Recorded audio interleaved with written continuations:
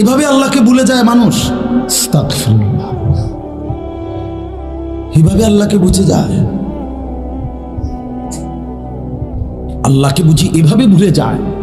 মসজিদ, মাদ্রাসা, মাহফিল, হ্যাঁ, এত কিছুকে সামনে রাইখাও একটা সেজদা দেয় না। এত বড় নিকৃষ্ট গাদ্দার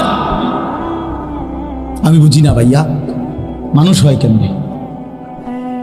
আমি কোনো বিবেচনা এটা বাইর করতে পারছি না। অনেক চিন্তা করি, এমনি তো ব্যক্তিগতভাবে অনেক দিন ভাবছি যে 18 বছরের 16 বছরের একটা মুসলমানের ছেলে, তার বাপ মুসলমান, মা মুসলমান, তার বংশ মুসলমান, সে ছোটবেলার থেকে শুনে আসতেছে সে মুসলমান, তে এক ওয়াক্ত নামাজ পড়ে না। এত বড় জানোয়ার, এত বড় জঙ্গলি, এত বড় হিংস্র জন্তু, এটা হইল কেমনে?